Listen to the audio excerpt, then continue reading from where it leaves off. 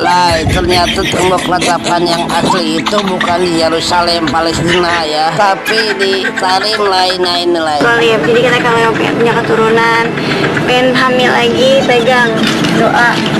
Ya, jadi kata kalau yang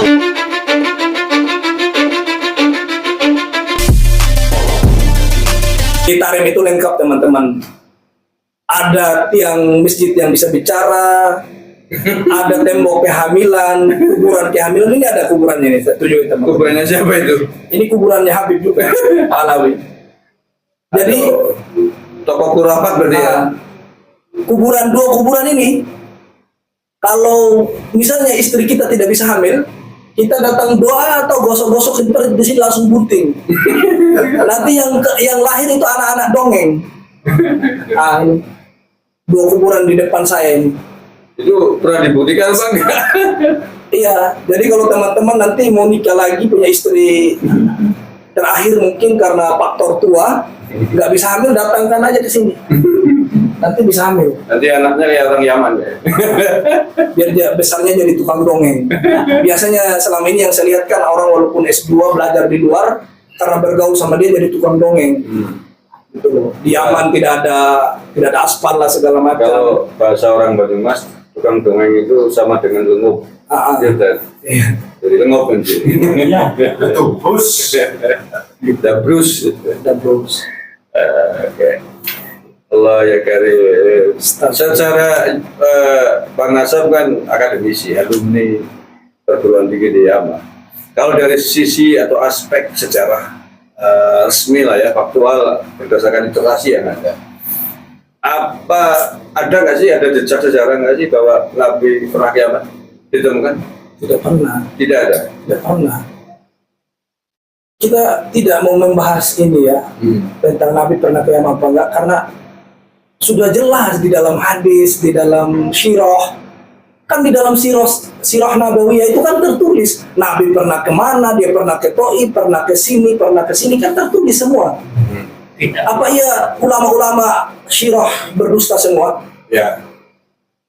Masa karena ada satu Ba'alawi, sekelompok si cucu Yuyu yang ngaku durian Nabi mengatakan pernah hijrah ke Yaman. Kan ngaco ini. Oke, Dan. Kemudian masih ada pertanyaan lagi, nggak bosan kan? Enggak. Mumpung ada Bang Nasab di sini yang tahu persis saksi sejarah Yaman ya, walaupun bukan orang Yaman tapi setidaknya kan pernah lama ya. Salah satu keturunan imigran Yaman yang ada di Indonesia. Banyak. Keturunan imigran Yaman yang di Indonesia hari ini kan bukan hanya dari klan Pahlawi, bahkan juga dari kelompok Arab yang lain. Yang populer adalah Al-Irsyad. Ini kan sama-sama keturunan imigran dari Yaman.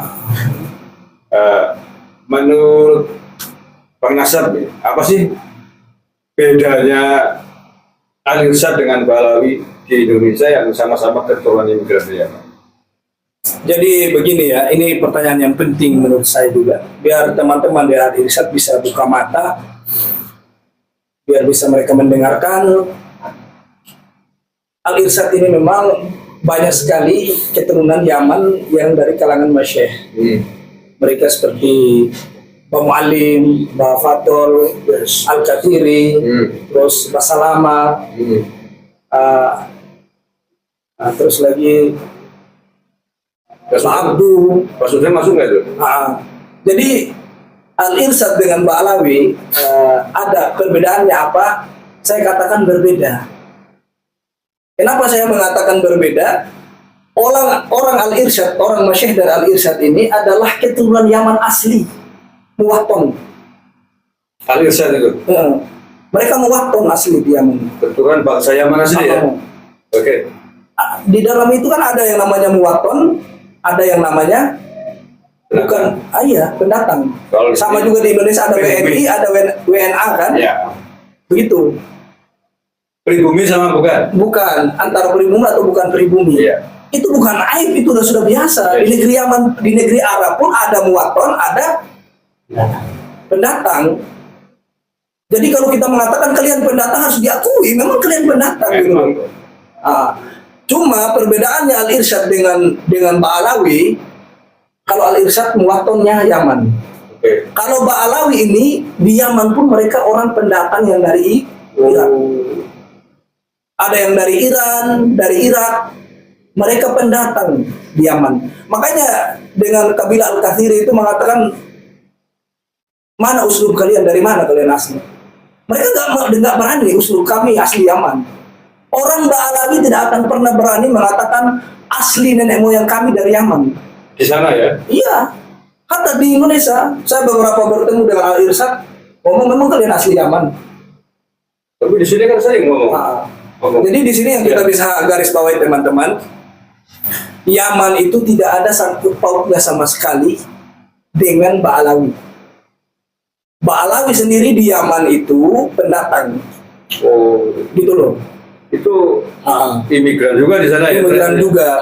Jadi ini penyampaian pribadi dari saya. Coba kita lebih legowo. Kalau misalnya ada orang Yaman yang salah, jangan sampai, atau Ba'alawi yang salah, jangan sampai kita menghukumi orang Yaman Secara umum ya? secara umum. Oke. Gimanapun Yaman itu teman-teman adalah negara yang Nabi SAW puji.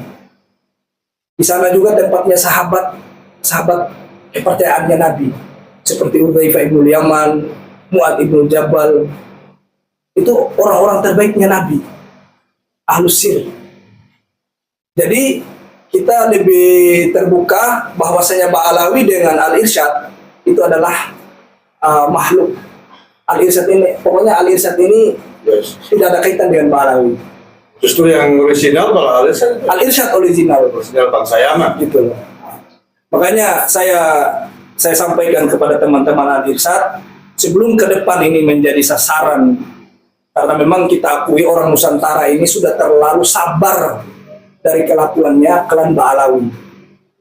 Coba buka yang sebenarnya, sampaikan kepada orang Nusantara bahwasanya Ba'alawi ini adalah orang yang memang sangat kacau gitu loh, problematik. Tidak hanya di Indonesia ternyata ya. Agar kedepannya anak cucu teman-teman dari Yaman tidak jadi olok-olokan, tidak jadi kena imbas. Ya. Coba teman-teman dari Al-Irsyad Angkat suara ya. angkat suara, tolong disampaikan bahwasanya Yaman tidak ada sangkut pautnya.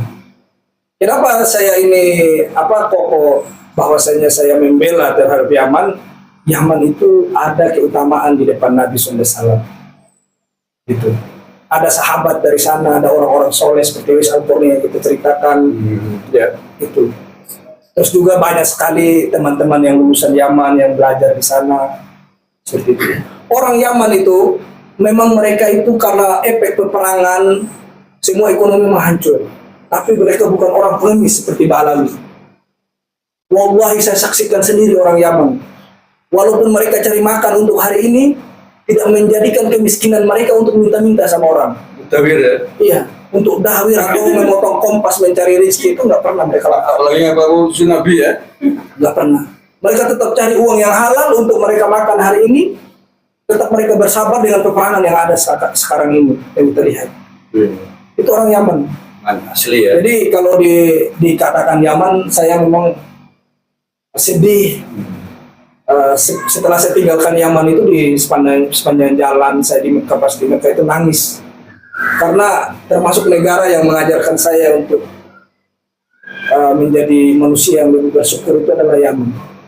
Oke, dan berarti saya sepakat dengan masukan Bang Nasab ini.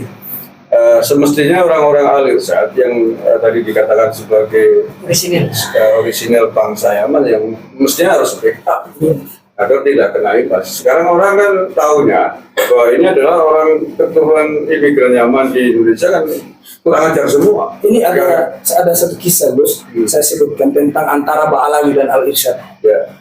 Dulu itu Al-Irsyad pernah bergabung dengan Ba'alawi, satu bendera. Sebelum NU juga diciptakan. Kan Ba'alawi kan organisasi pertama, kita akui itu. Al-Irsyad dengan Ba'alawi pecahannya itu di Bondowoso. Saya tahu persis. Atau di Pasuruan atau di Bondowoso, Allah alam. Ala kulli hal, saya pernah baca sejarahnya di dalam kitab tentang antara Ba'alawi dan Al-Irsyad. Saya lupa nama judulnya itu. Orang-orang Al-Irsyad atau yang dibilang muwatonnya Yaman yang datang ke Indonesia, itu mereka ikut Sumpah Pemuda, ikut dalam bagaimana memajukan Indonesia. Ketika diminta untuk bersama-sama dari Ba'alawi, kata orang Ba'alawi apa? Kayak orang Irsyad, kasta kita lebih tinggi. Dengan klaim duri Hanafi kan? Jadi Al-Irsyad itu pecahnya gara-gara masalah dulu di musola itu. Musola di Bondowoso itu, Al-Irsyad itu karena mau diserang oleh Ba'alawi. Ini saya nggak akan cerita framing atau ngawur, itu ada di dalam kitab tertulis berdarah dingin di Bondowoso. Dulu itu Ba'alawi pernah mau menyerang Al-Irsyad di dalam masjidnya karena orang-orang Al-Irsyad.